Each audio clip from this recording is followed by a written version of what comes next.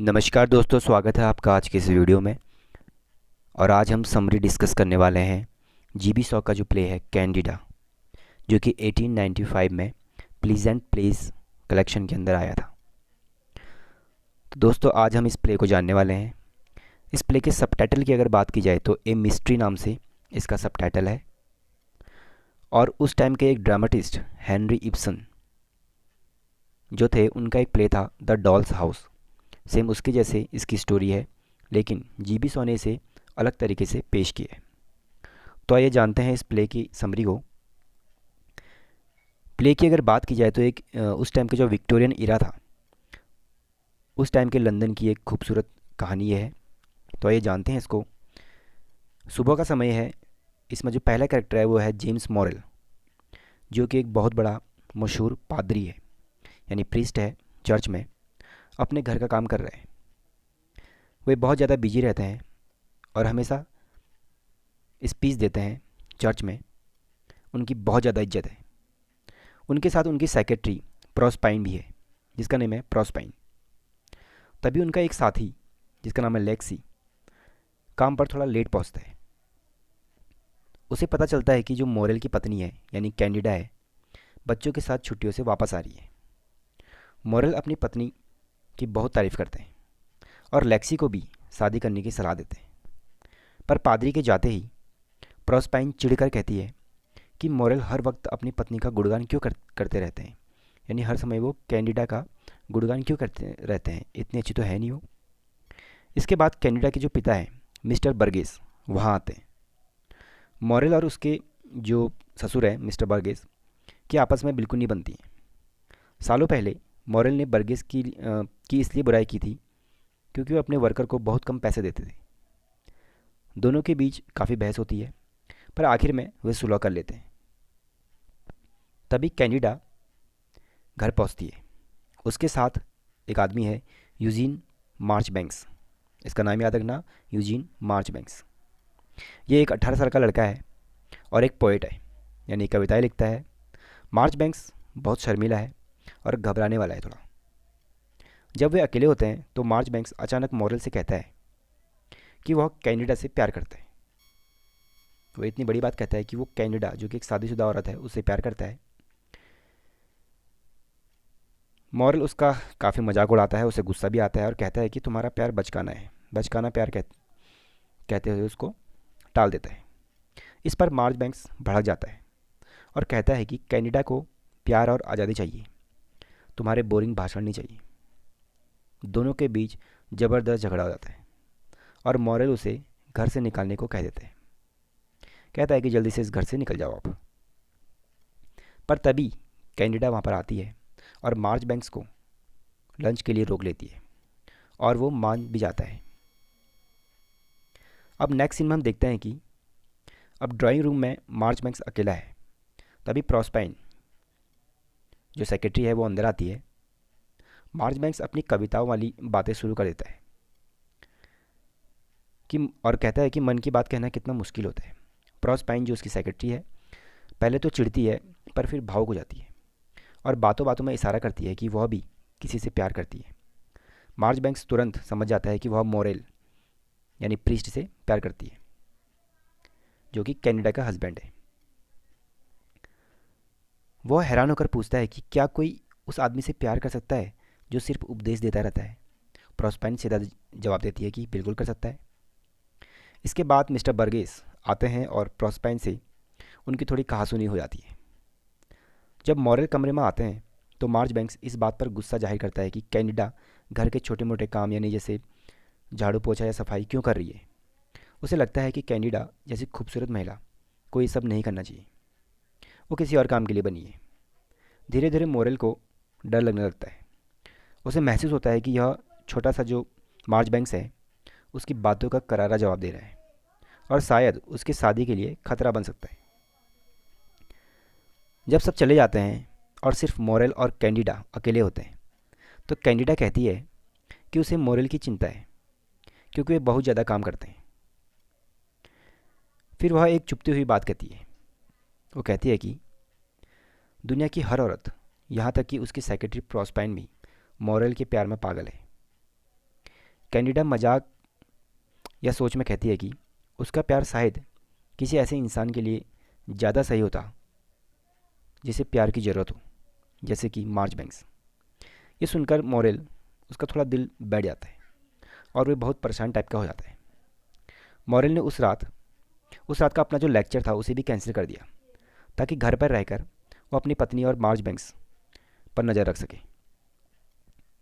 लेकिन फिर वो अपना मन बदल लेते हैं और कहते हैं कि इनको टेस्ट करने के लिए मैं चले जाता हूँ स्पीच देने के लिए, और इन दोनों को घर पे अकेला छोड़ देंगे।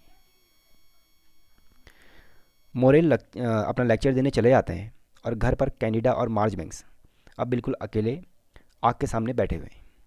मार्चबैंक्स उसे कविताएं सुना रहा है, पर उसे एहसास होता है कि कैंडिडा बोर हो रही है। कैंडिडा उसे कहती है कि ये दिखावे वाली और कविता वाली बातें छोड़ो और असली तुम अपने बारे में जो महसूस करते हो बताओ। जब मॉरेल घर वापस आते हैं तो वे थोड़ा घबराए हुए थे।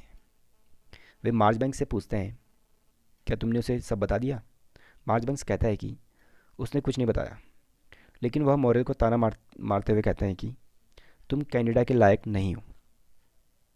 मॉरेल को डर है कि अगर कैनेडा उसे छोड़कर मार्चबैंक्स के पास चली गई तो उसका ख्याल कौन रखेगा। लेकिन मार्चबैंक्स का कहना है कि असल में कैनेडा को किसी ऐसे की तलाश है जिसका वो ख्याल रख सके। मार्चबैंक्स को लगता है और वो कहता है कि अब कैनेडा को ही चुनने दो कि वो किसके साथ रहना चाहती है। कैंडिडा कमरे में आती है और मॉरेल को परेशान देखकर कहती है, मैं सब बात संभाल लूँगी। कैंडिडा कहती है कि ऐसा लग रहा है कि जैसे मेरी नीलामी हो रही है और मैं किसी ऑक्शन में बैठी हूँ और तुम लोग अपनी अपनी बोलियाँ लगा रहे हो, तो ठीक है, करो नीलामी को स्टार्ट।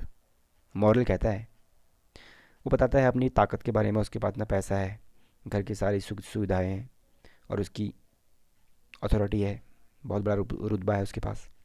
मार्चबैंक्स कहता है, वो अपनी कमज़ोरी दिखाता है, कहता है कि मेरे पास तो कुछ है नहीं, और अपने दिल की ज़रूरत के बारे में बताता है।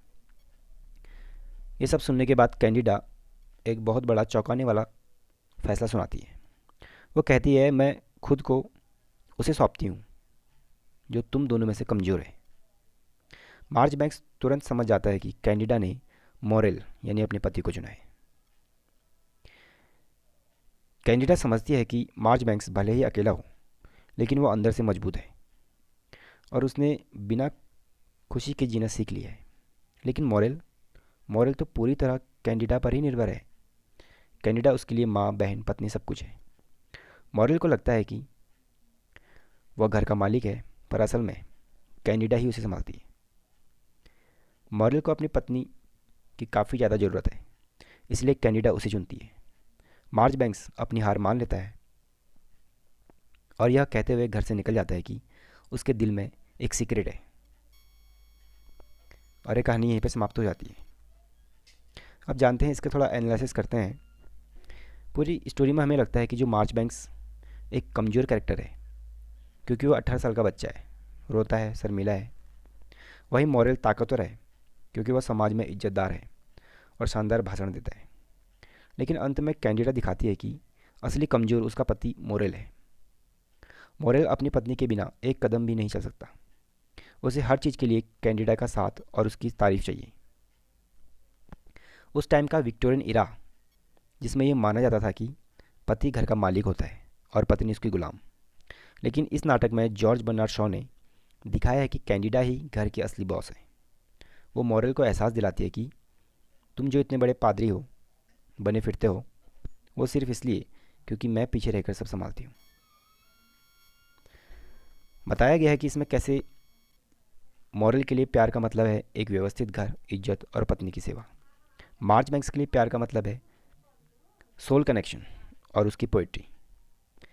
कैंडिडा ने मॉरेल को इसलिए चुना क्योंकि उसे पता है कि मार्चबैंक्स एक पोएट है। वो अकेला रहकर भी अपनी कला में खुशी ढूंढ लेगा, लेकिन मॉरेल टूट जाएगा।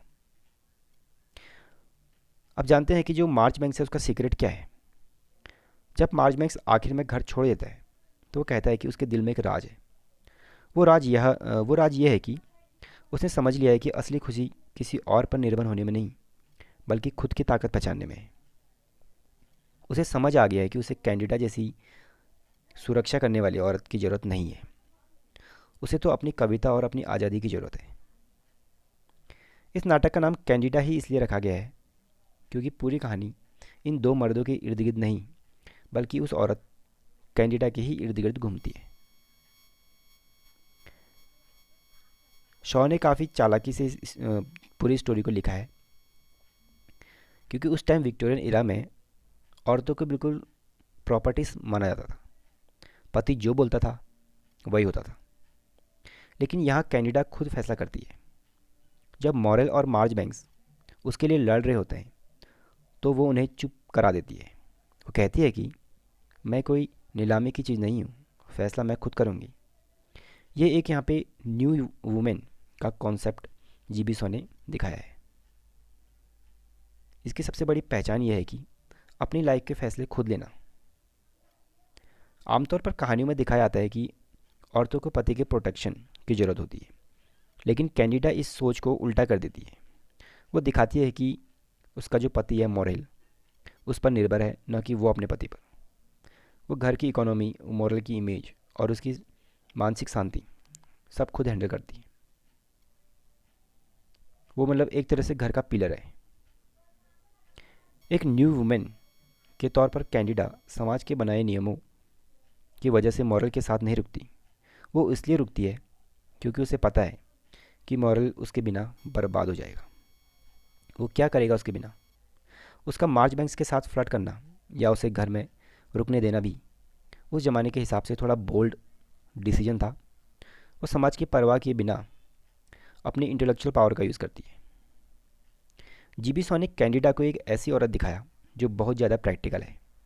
वो जानती है कि मॉरल जो एक मदर जैसी देखभाल चाहिए जिसे, और मार्जबैंक्स जो एक जिसे एक प्रेरणा चाहिए, वो अपनी मर्जी से अपनी भूमिका चुनती है। यही न्यू वुमेन का कॉन्सेप्ट जो है इस प्ले में दिखाया गया है। धन्यवाद।